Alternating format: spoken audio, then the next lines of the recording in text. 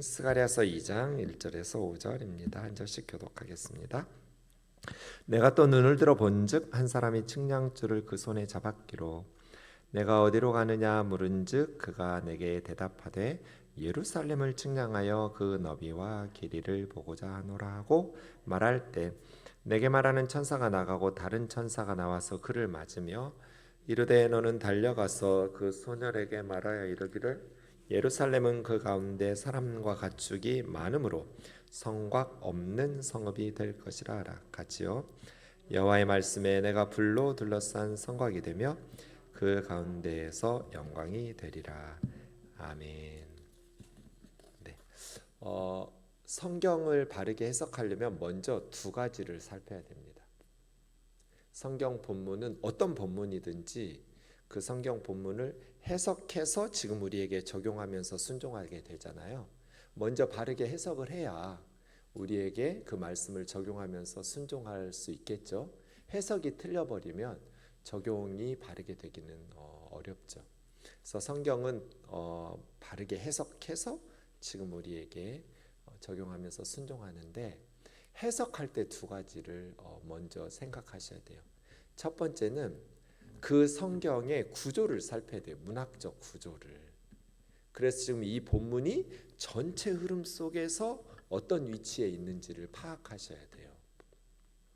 나무를 제대로 보려면 숲을 먼저 봐야 하잖아요. 그 나무가 위치한 숲. 나무만 보지 말고 그 나무가 왜 이렇게 생겼는지 알려면 전체 숲을 보면 지금 햇볕이 어떻게 들고 바람이 어떻게 통하고 뭐 토질이 어떻게 되고 전체 숲을 보면서 나무 본문으로 한 그루의 나무로 들어가듯이 본문도 그 성경 전체 스가랴서면 스가랴서 전체의 구조 속에서 오늘 본문이 어디에 위치해 있는지 이런 문학적 구조를 먼저 살펴야 돼요. 또 하나는 시대적 상황, 역사적 상황을 먼저 생각하셔야 돼요. 모든 성경은 그 성경이 쓰여진 역사적 배경이 있잖아요. 역사적 상황 속에서 주어진 말씀이란 말이에요. 그러니까 역사적 상황과 시대적 배경을 생각하면서 해석해야 엉터리 해석을 안 할 수가 있겠죠. 이 두 가지를 항상 기억하시면서 성경은 해석하셔야 돼요. 어떤 본문이든지 성경은 어떤 본문이든지 먼저 이 본문이 속한 전체의 문학적인 구조를 좀 살피고 본문이 그 구조 속에 어디에 있는지, 그 다음 이 성경이 쓰여진 시대적 상황이 어떤지, 역사적 배경이 어떤지를 먼저 생각하셔야 돼요. 스가랴서의 구조를 보시면 우리 계속해서 말씀하고 있습니다. 9가지 환상이 있고 교훈과 예언이 있습니다. 그래서 서론을 제외하면 환상의 내용이 꽤 많은 부분, 거의 절반 가까이죠. 그 다음 교훈, 예언 이런 식으로 스가랴서가 되어 있는데 오늘 본문은 환상 중에서 두 번째 환상이에요. 그럼 환상하면 우리가 좀 전에 배웠던 요한계시록하고 똑같잖아요. 구약 성경의 선지서들 중에 환상 문단들이 있어요. 선지서 모두가 다 환상은 아니에요. 그런데 선지서의 일부 내용들이 요한계시록처럼 계시문학이에요. 요한이 반모섬에 몸은 있지만 하나님께서 보여주시는 것이 시간과 공간을 초월하는 계시문학의 특징이 초월성이라고 그랬잖아요. 얽매이지 않는다고 그랬잖아요. 당연한 얘기죠. 육신의 눈이나 귀로 듣고 볼 수만 있는 것, 이렇게 우리는 살아가는데 하나님께서 성령 안에서 요한에게 보여주시고 들려주시는 그러한 것들은 시간과 공간을 초월해서 보여주시고 들려주시는 것을 쓰다 보니까 다른 신약성경과는 다른 요한계시록만의 계시문학이라는 특징을 가진 말씀이 된 것처럼 구약의 선지서들 중에서도 환상 부분이 그래요. 선지자의 몸은 땅에 있지만 성령님께서 선지자들에게 보여주시는 것들이 시간과 공간을 초월하면서 보여주시고 들려주시는 것들을 기록한 부분들은 요한계시록처럼 계시문학이 되죠. 9가지 환상이 그렇습니다. 2장에서 6장까지의 환상들이 스가랴서로 보면 요한계시록과 같은 계시문학입니다. 어쨌든 우리가 지금 읽고 있는 본문은 계시문학이라는 특징을 기억하면서 9개의 환상 중에 두 번째 환상이다. 이걸 기억하셔야 돼요. 구조적으로. 그렇게 보면 이걸 문자적으로 해석하면 엉터리 해석이 되겠죠. 계시문학은 상징적인 내용들이 많으니까요. 그래서 스가랴의 몸을 초월해서 하나님께서 보여주시고 들려주시는 것들을 기록했다. 이런 문학적 특징, 장르적 특징도 좀 기억하시고, 그리고 환상에 대한 내용들이라는 것을 전체적으로도 좀 보시면 좋겠습니다.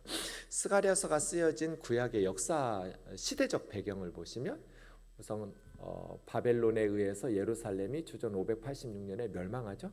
예루살렘 성전, 솔로몬 성전도 불타버리고 왕궁이니 모든 예루살렘의 고관 대작의 집들이 다 불사르게 됩니다. 그리고 이스라엘 백성들이 바벨론의 포로로 노예로 끌려가죠. 시드기야 왕은 두 눈이 뽑혀서 아버지가 보는 앞에서 왕자들 다 죽이고, 왕은 쇠사슬에 묶여서 짐승처럼 바벨론의 포로로 끌려가면서 예루살렘과 유다가 멸망했습니다. 그리고 나서 그 바벨론이 페르시아 고레스에 의해서 바벨론 제국이 멸망합니다. 고레스 페르시아의 조선으로 하면 이성계 같은 초대왕, 첫 번째 왕인데, 고레스가 칙령을 내립니다. 이게 539년입니다. 그래서 이스라엘만이 아니라 바벨론 시대에 끌려왔던 외국의 포로들을 본국으로 귀환한 게 고레스 칙령이에요. 그래서 유다 백성들도 예루살렘으로 5만 명 조금 안 되게 돌아온 거죠. 유다 백성들에게만 고레스 칙령이 임한 게 아니라 바벨론 시대에 포로로 끌려왔던 타국인들에게 다 그런 은혜를 베풉니다. 고레스는 유화 정책을 쓴 거죠. 네, 바벨론이 강압 정책을 썼다면 페르시아는 유화 정책을 쓴 겁니다. 그렇게 고레스 칙령에 의해서 예루살렘에 돌아와서, 예루살렘에 와서 제일 먼저 한 것은 불타버린 제1성전인 솔로몬 성전 그 자리에 제2성전인 수룹바벨 성전을 재건하는 거죠. 그런데 재건 공사하다가 그냥 흐지부지 스탑해버립니다. 외부의 공격도 있고 위협도 있었고 경제적인 어려움이나 하면서 아직은 여호와의 성전을 건축할 시기가 안 됐다.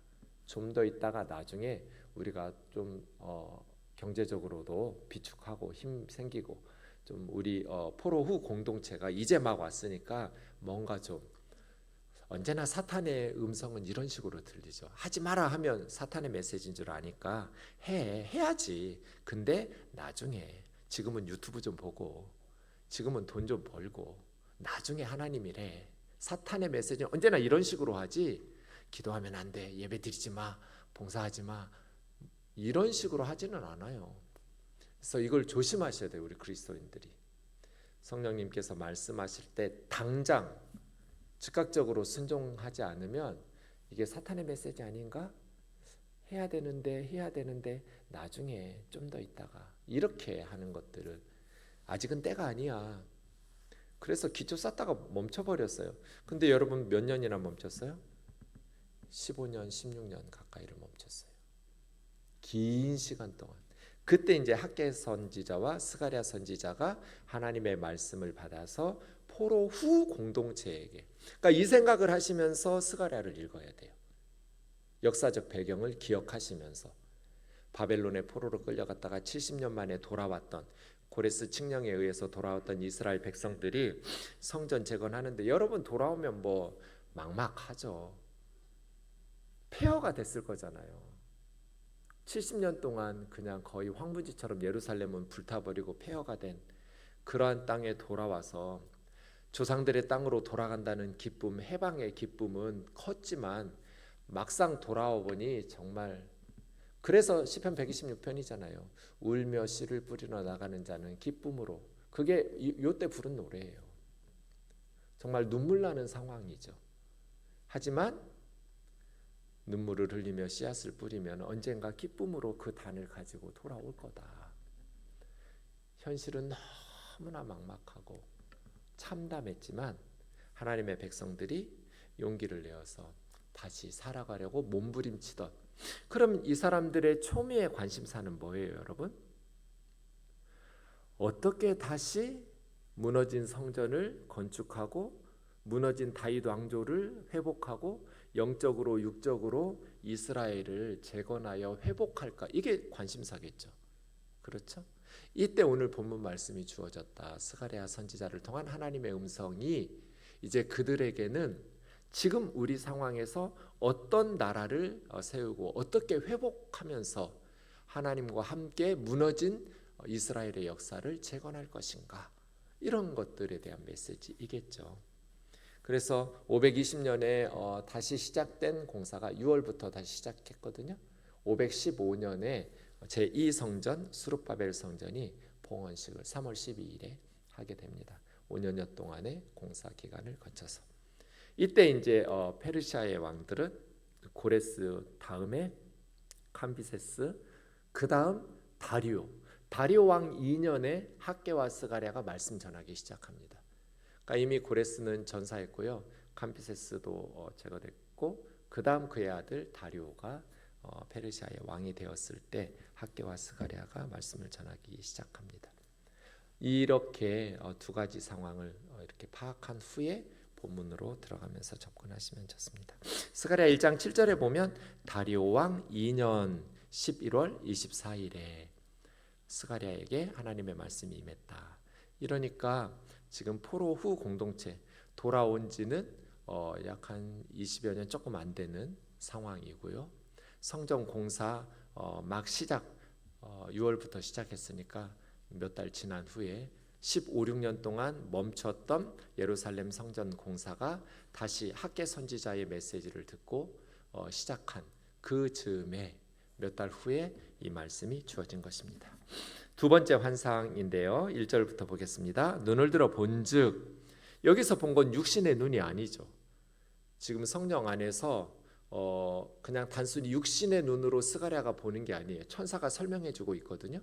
천사와 함께 천사의 설명과 인도하심에 따라서 성령님 안에서 스가랴 선지자에게 보여주시는 것은 시간과 공간을 초월하는 이야기예요. 한 사람이, 그러니까 사람으로 보인 천사라고 보시면 돼요. 사람의 모양으로 나타난 환상 중에 보이는 사람이 측량줄을 잡고 있어요. 측량줄이라는 것은 그 사진에 있는 것처럼 반듯하게 건축하기 위해서, 이게 삐뚤어지면 담장이나 이런 게 무너지니까 반듯하게 위로 쌓아 올리기 위해서 사용하는 자 같은 거, 줄자 같은 거죠. 측량줄. 이건 뭔가 공사와 관련된, 건축과 관련된 환상이죠. 한 사람의 모습에 하나님의 종 천사가 측량줄을 잡고 있어요. 그래서 네가 어디로 가느냐 물은 거예요. 어디 가서 공사하려고 측량줄을 잡고 어디로 가냐고 물었더니 그 사람이 대답하기를 예루살렘을 측량한다는 거예요. 그래서 예루살렘의 넓이와 길이를 측량하러 간다. 그럼 이건 뭐예요? 예루살렘이 지금 폐허가 된 예루살렘을 재건하느라고 성전 공사하고, 예루살렘 아직 뭐 한참 할 일이 많이 남았어요. 나중에 수십 년 후에 느헤미야가 와서 성벽도 지어야 되고 다시 뭐 여러 가지 집들도 지어야 되는, 어쨌든 예루살렘을 측량줄을 들고 간다니까 예루살렘의 재건에 대한 어떤 사명을 가지고 가는 거잖아요. 예루살렘으로. 그랬더니 예루살렘으로 간다는 선지자와 그 천사의, 한 사람의 모양의 측량줄을 잡은 사람의 대화를 듣고 내게 말하는 천사가, 그러니까 스가랴에게 설명해 주던 천사가 나가는 거예요. 갑자기 예루살렘으로 측량줄 들고 간다는 말을 들으면서. 그래서 나갔더니 다른 천사가 그 천사를, 스가랴에게 설명하는 천사를 맞이하려고 나가서 둘이 만난 거예요. 천사에게. 그래서 스가랴에게 설명하던 천사가 그 마중 나온 천사에게 전달하는 거예요. 너는 그 소년에게 말하기를, 그러니까 측량줄을 잡고 예루살렘으로 가서 넓이와 길이를 재러 가는 소년이죠. 예, 사람의 모습으로 본 천사라고 보면 됩니다. 그 소년에게 말하기를, 예루살렘은 이제 재건될 예루살렘이죠. 예루살렘은 그 성 가운데 사람과 가축이 많을 거다. 우선 사람과 가축이 많을 거다라는 것은 아주 좋은 소식이죠. 성에 사람과 가축이 많다는 것은 전쟁이나 질병이나 전염병이나 이런 게 없다는 뜻이잖아요. 평화로운 상황이었고 어떤 외침이나 그런 죽임 당할 일들이 없고 살기 좋은 곳에 사람들이 많이 몰려들지 살기 어려운 곳에는 사람들이 많이 몰릴 리가 없잖아요. 사람도 많을 것이고 가축도 많을 거라는 거잖아요. 그러니까 이건 좋은 메시지예요. 예루살렘에는 사람들과 가축이 많이 재건될 예루살렘은 번성할 거라는 거예요. 근데 그렇기 때문에 성곽이 없는 성읍으로 건축돼야 된다. 빨리 측량줄 잡은 그 소년에게 가서 이렇게 전하라는 거예요. 재건될 예루살렘은 사람과 가축이 많아질 것이다. 그래서 성벽이 없는 남한산성, 북한산성, 만리장성 같이 그 도시를 보호하는 성곽을 쌓잖아요. 고대에는 수도니까 예루살렘은 성벽을 쌓아야죠, 당연히. 근데 성벽이 없는 성읍이 되어야 된다. 이걸 전달하라는 거예요. 이 성벽 없는 성읍이라고 번역한 여러 단어로 이 번역한 단어는 원래 한 단어예요. 플라자라는 뜻이에요. 플라자. 플라자라는 한 단어를 성곽 없는 성읍 이렇게 세 단어로 혹은 두 단어라고 말할 수 있습니다. 이 플라자가 구약 성경에 3번 쓰이는데 신명기 3장 5절에 보면 이 플라자라는 것은 이런 뜻이에요. 이게 이제 모세 시대에 요단강 동쪽에 시온과 옥이라는 나라를 정복했잖아요. 요단강 건너기 전에 요단강 동쪽에 있는 바산 왕 옥이 다스리는 그러한 옥이라는 나라가 설명할 때 이렇게 설명해요. 이스라엘 백성들이 그 옥이라는 나라의 모든 성읍을 이렇게 정복했는데 그 성읍들은 높은 성벽으로 둘러있고 문과 빗장이 있어서 견고한 성읍들이었다. 그런데 모세와 이스라엘 백성들이 여호수아의 군대가 다 정복했다. 그런 설명을 하면서 그 외에 옥이라는 나라에는 높은 성벽이 있고 문과 빗장으로 이렇게 수비하고 있는 견고한 성읍들만 있었던 것이 아니라 그 외에 성벽이 없는 고을들도 심이 많았다. 성벽이 없는 고을들이라고 말한 요 단어가 플라자예요. 여러분 예전에 동방 플라자라고 있었던 거 기억나세요? 종로 쪽에 동방 플라자? 지금은 없어졌어요. 처음 세워질 때 지금은 그런 훨씬 더 큰 것도 많지만 그 시대로는 아주 넓은 쇼핑몰 플라자 동방 플라자 삼성에서 그렇게 지었던 것 같아요. 그 단어예요. 플라자가 넓은 평원. 그러니까 신명기 3장 5절에 의하면 두 종류의 성읍을 정복했는데 이스라엘 백성들이 한 종류는 성벽 높은 성벽으로 둘러있고 문과 빗정으로 견고하게 있는 그런 도시 같은 성읍도 있었고 또 한 종류의 성읍들은 이제 성벽이 없는 시골 같은 데는 플라자도 있었다 할 때 플라자예요. 에스겔 38장 11절에도 플라자가 나옵니다. 평원의 고을. 그러니까 이 평원이라는 플라자는 성벽도 없고 당연히 성벽이 없으니까 문이나 빗장이 없는 이런 평원, 넓은 평야 같은 시골 이런 걸 플라자라고 그래요. 그러니까 예루살렘이 재건돼야 되는데 70년 동안 바벨론에 끌려갔다가 고레스 칙령에 의해서 돌아와서 지금 예루살렘을 재건하고 있는데 선지자의 환상 중에 주신 하나님의 메시지가 재건될 예루살렘은 사람과 가축이 많아질 것이기 때문에 성벽으로 쌓으면 안 된다는 거잖아요. 성곽이 없는 플라자로 재건돼야 된다. 이런 메시지예요. 두 번째 환상이. 네. 그래서 새롭게 재건될 예루살렘은 성벽도 없고 문이나 빗장도 없는 플라자여야 한다. 이거죠? 오늘 본문이. 그럼 이게 무슨 뜻일까요, 여러분? 왜 이렇게 재건돼야 될까요? 예루살렘은.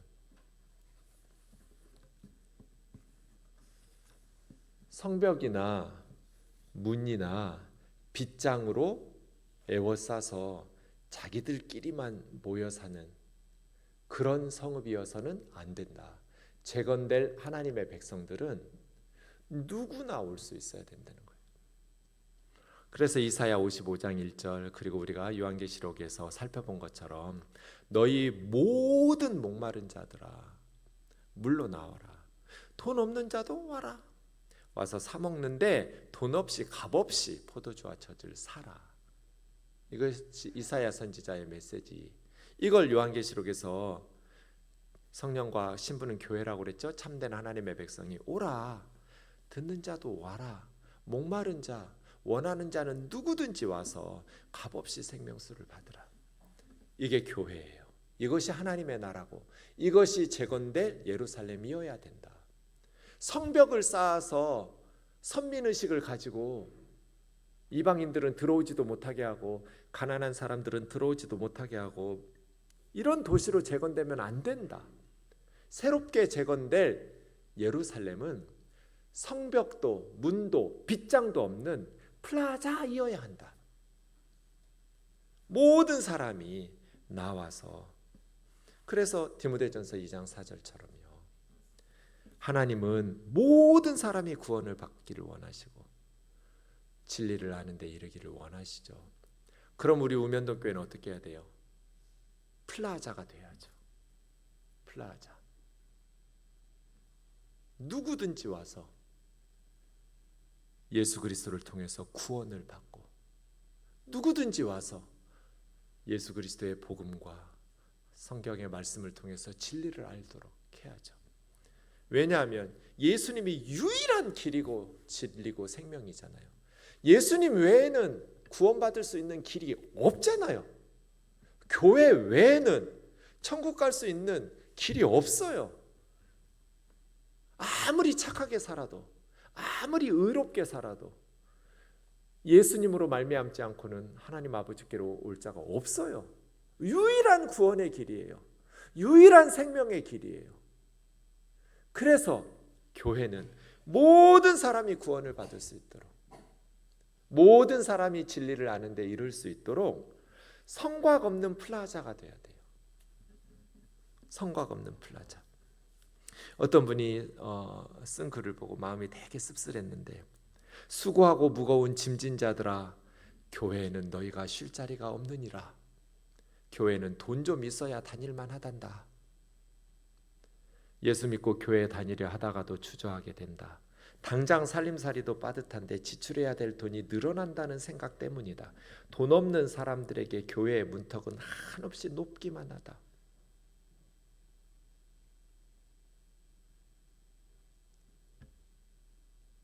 이건 플라자가 아니에요.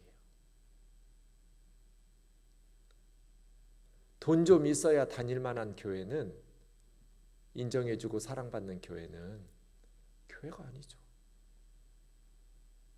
이건 성곽 없는 성읍이 아니에요. 교회는 플라자여야 된다. 새롭게 재건될 예루살렘은 성곽 없는 성읍이 돼야 된다. 누구라도 와서 하나님의 구원을, 하나님의 진리를 누려야 된다. 값없이, 돈 없이 포도주와 젖을 사고 생명수 되시는 예수 그리스도의 구원의 은혜를 마실 수 있어야 돼요. 우리 우면동 교회는 어떤지 모르겠어요. 돈 없는 성도들 서럽게 하고 돈 없는 성도들은 무시당하고 그런 계급적 질서가 있는 큰 하나님이 꿈꾸신 교회가 아니에요. 그런 의미에서 저는 대한예수교 장로회라는 우리 교단의 이름이 겁나 마음에 안 들어요. 대한예수교까지는 마음에 들어요. 장로회가 마음에 안 들어요. 대한예수교 권사회 이러면 좋겠어요, 여러분? 왜 장로회예요? 대한예수교 장로회. 물론 대한예수교 칼빈회보다는 나아요. 루터교 겁나 마음에 안 들어요. 이름이 그렇다는 거예요. 우리 교단에 대한 저는 모태신앙이기 때문에 애정이 엄청 큰 사람인데 교단에 대한 애정은 크지만 이름과 호칭을 좀 바꿨으면 좋겠다.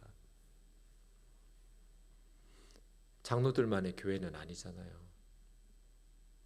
그럼 뭘로 바꿀 건데? 대한예수교 성도회? 아니면 우리 성경 강조하는 교단이니까 대한예수교 성경회? 뭐 이러면 어떨까? 이렇게 좀 이름 바꿨으면 좋겠다. 이게 저의 이제 그냥 혼자 하는 생각이에요. 뭐 제가 말한다고 이름 바꾸겠어요?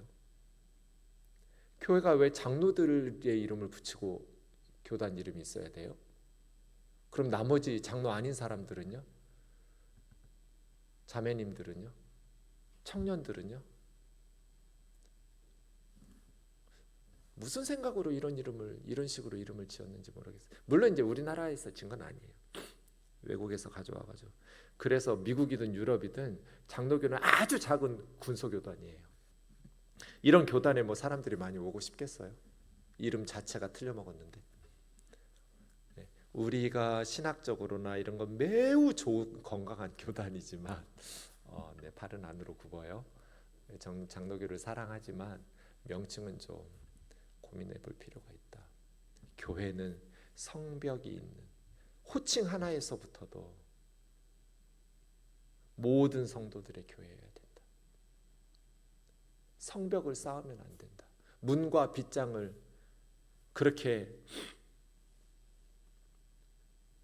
그러니까 이런 말을 세상 사람들이 왜 하게 됐을까요? 교회는 돈 좀 있어야 다닐만 하다라는 말을 할 수 있도록 교회에서 그런 행태를 보이고 그런 말들이 전파돼서 이런 글들이 돌아다니는 거잖아요. 빠듯하게 살고 있는데 지금도 교회 다니기 시작하면 새로운 지출이 늘어나고 그거 안 하면 교회에서는 대접받지 못한다는 생각을 가지니까 교회 가기 싫은 거잖아요. 여러분 전도해 보세요. 진짜 이런 사람 많아요. 가고 싶은 마음은 있는데 돈 때문에 믿음이 없으니까 아직은.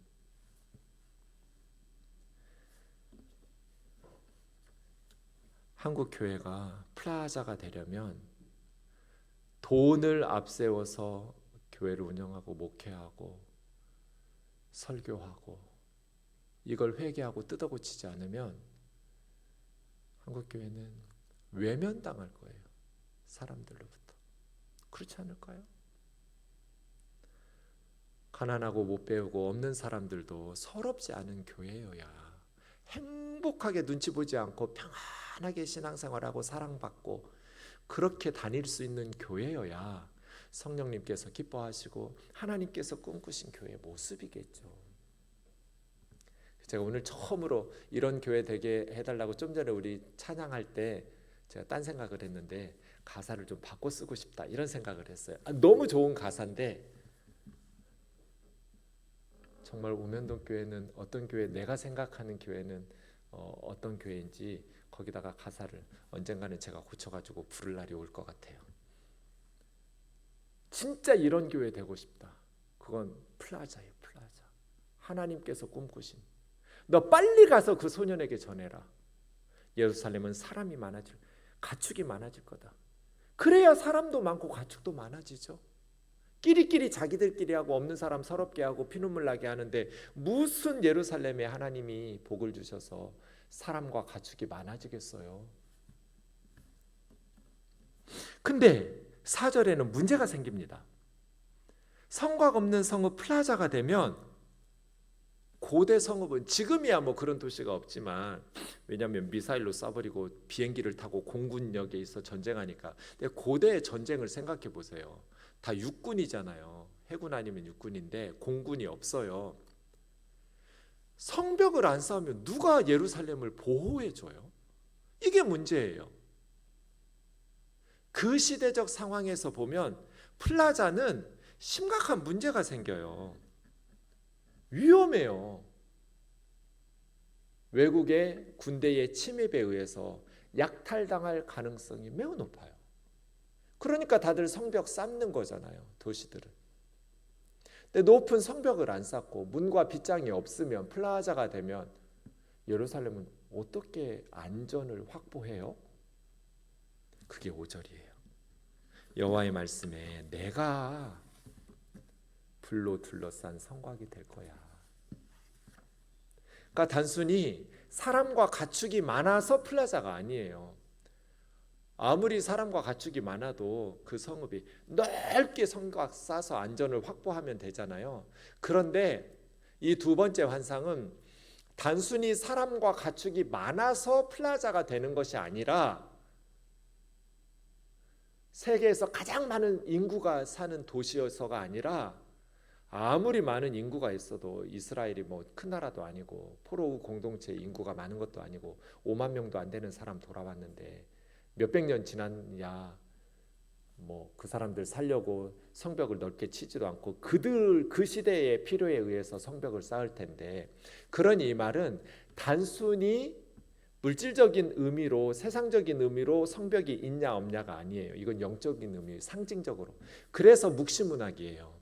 문자적으로 해석할 게 아니에요. 실제로 하나님의 명령에 의해서 느헤미야가 돌아와서 성벽을 쌓죠. 예루살렘에 에스라와 느헤미야가 성벽을 3차 포로 귀환하면서 느헤미야가 씁니다. 2차 때 왔던 에스라와 함께. 그러니까 이것은 문자적으로 하나님의 뜻이라기보다는 하나님의 공동체인 재건될 예루살렘의 영적인 상황, 상징적으로 보셔야 돼요. 하나님께서 불로 둘러싼 성곽이 되어서 지켜주신다는 거잖아요. 그럼 결국 이스라엘 백성들에게 남는 것은 하나님을 믿으면 이 말씀을 순종할 수 있고, 그죠? 하나님이 불로 둘러싼 성곽으로 지켜주시면 이보다 더 안전한 성벽이 어디 있어요? 세상의 군대들이 저기 성벽도 없네? 약탈하러 가자. 들어왔다가 육신의 눈으로 안 보일 테니까 하나님의 불성곽이 있는지도 모르고 예루살렘 약탈하러 들어갔다가 2도화상 3도화상 입어서 죽을 거잖아요.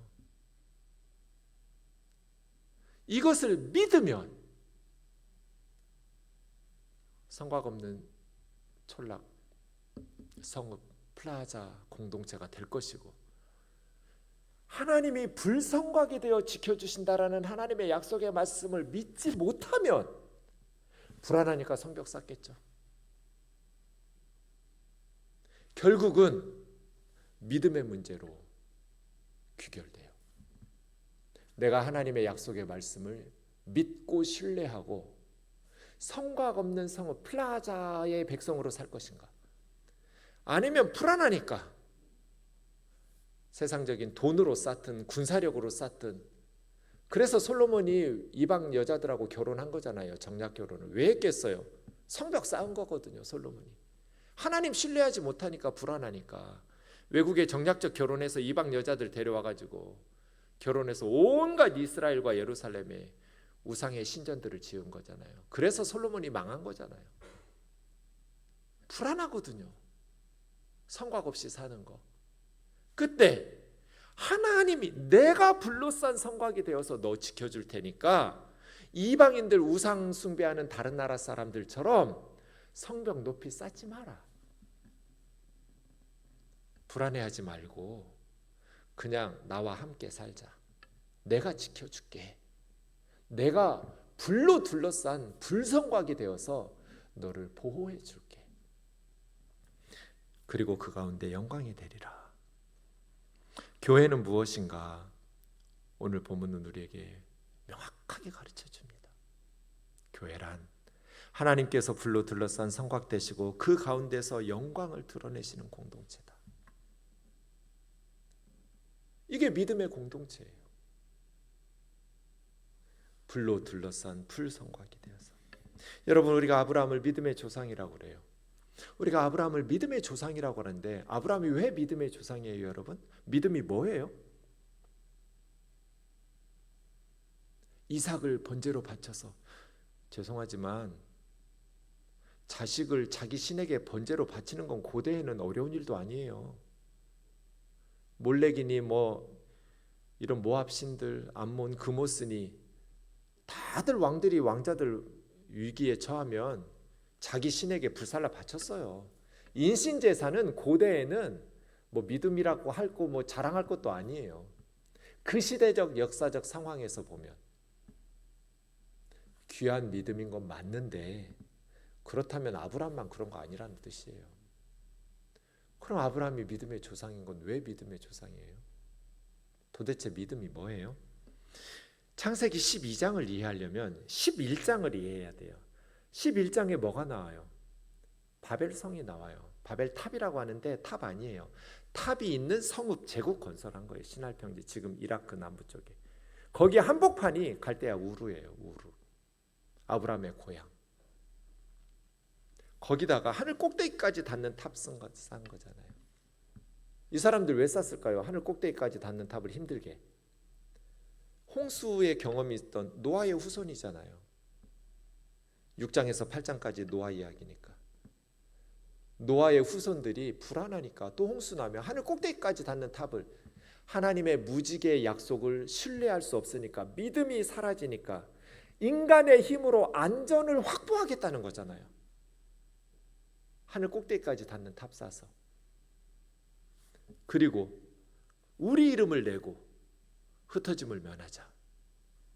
그래서 바벨이에요. 거기서 아브라함한테 나오라는 거잖아요. 그래서 12장 1절에 아브라함아 고향 친척 아버지 집을 떠나서 내가 너에게 어디로 가라고도 안 했어요. 지시한 땅이 아니라 지시할 땅이에요. 그러니까 핵심은 거기서 나오는 거예요. 어디로 가느냐? 가나안 땅이 더 좋은, 뭐가 좋은 땅이에요? 아브라함은 완전 살기 좋은, 지금으로 하면 뭐 서울이나 뉴욕이나 뭐 동경이나 이렇게 살기 좋은 곳에서 저기 강원도나 뭐 전라도 시골이나 이런 데 가라고 한 거하고 똑같아요. 가나안 땅은 거기는 살기 힘든 도시예요. 우르는 유프라테스 티그리스강 하류에 비옥한 땅이고 물이 있어서 목축업을 하는 아브라함에게는 가장 좋은, 거기서 하란도 마찬가지예요. 상류 지역으로 간. 근데 가나안 땅은요 물이 없어요. 살기 좋은 데이기 때문에 가는 게 아니에요. 거기서 바벨 공동체에서 떠나라는 거예요. 왜요? 바벨 공동체는 인간의 힘으로 하나님을 배제시키고 사람들의 지식과 경제력 뭐 다 동원해 가지고 안전과 명예, 자기들의 이름과 그리고 힘으로 성공하자, 행복하게 살자는 게 바벨 공동체잖아요. 거기서 떠나면 아브라함의 가족은 누가 지켜줘요? 고향 떠나고 친척 떠나고 아버지 집 떠나면 누가 지켜줘요? 가장 지키고 싶은 아내 사라도 2번이나 뺏겼잖아요. 불안하죠. 왜 아브라함을 믿음의 조상이라고 하냐면 아브라함이 믿음이 없이는 고향을 떠날 수가 없어요. 사라 한번 뺏겼을 때 그냥 돌아가야 돼요. 안전하게 살려면 고향으로. 근데 죽기까지 발 뻗고 못 자요. 불안해서. 근데 아브라함은 그 땅에서, 약속의 땅에서 살다가 죽었잖아요. 이런 걸 믿음이라고 그래요. 플라자죠. 플라자. 성벽 없는 성읍. 그래서 우리는 아브라함을 믿음의 조상이라고 그래요. 아브라함 누가 지켜주는데? 2절 3절 보세요. 내가 지켜준다잖아요. 하나님이. 내가. 우리 한글 성경에 3번만 나오지만 원문에 보면 5번 나와요. 계속 하나님께서 내가 너 지켜준다. 걱정하지 마. 내가 너와 함께한다. 내가 너에게 복을 준다. 하나님이 지켜주신 거죠. 이거 뭐예요? 오늘 본문 스가랴 2장식으로 하면 내가 너희 성벽 쌓지 마. 내가 불성곽이 되어서 너희를 지켜주고 그 가운데 영광이 될게. 내가 너희 불성곽이 되어줄게. 아브라함한테 하나님께서 지금 말씀하시는 거잖아요.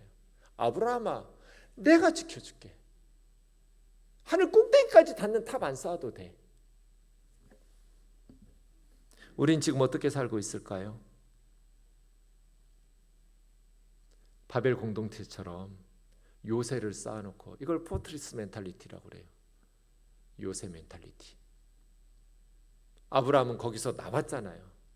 고향과 친척과 아버지 집을 떠나서 필그림 멘탈리티, 순례자. 이걸 믿음이라고 그래요. 믿음. 그럼 지금 우리는 오늘 본문 말씀을 어떻게 순종해야 할까요? 떠날까요? 외국으로 이민 갈까요? 그런 게 아니죠. 신명기 15장에 보면 너희가 가나안 땅에 들어가거든 땅에는 언제든지 가난한 자들이 있다. 가난한 자들이 없는 도시가 어디 있어요? 제가 뉴욕에 가보니까 뭐 거리에 거린들이 진짜 많더라고요. 더럽기가 한량 없고요. 아우, 서울 너무 깨끗하고 좋아요. 우리나라 최고야. 마약 냄새 때문에 막 머리가 아프고요. 맨하탄에 가보니까 그 엄청난 빌딩들 사이에 가난한 자들이, 거린들이 많아요. 땅에는 언제든지 가난한 자들이 있어요. 없는 도시가 없어요. 약속의 땅에 들어가도 그럴 것이다. 그러니 너는 반드시 그 땅 안에 들어가서 너희 형제 중 곤란하고 궁핍한 자에게 내 손을 펼지니라. 반드시 네 손을 펼지니라. 근데 왜 손을 펴지 못해요? 불안하니까 성 쌓아야 되거든요. 성벽 없는 플라자. 먹을 것과 입을 것 있으면 족한 줄로 알라. 내가 불성각이 되어서 네 아이들 지켜줄게.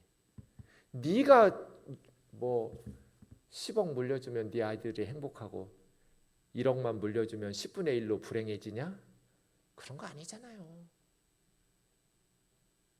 내가 불성각이 되어서 네 아이들 지켜줄게. 내가 너 지켜준 것처럼. 여러분, 저와 여러분 어떻게 살았어요 지금까지? 하나님이 불성각이 되셔서 우리 지켜주신 거 아니에요?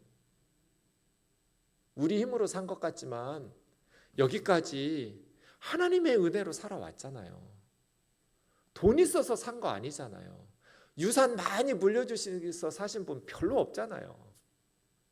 하나님의 은혜로 가난했던 우리가 몇십 년 만에 이렇게 여기까지 왔잖아요.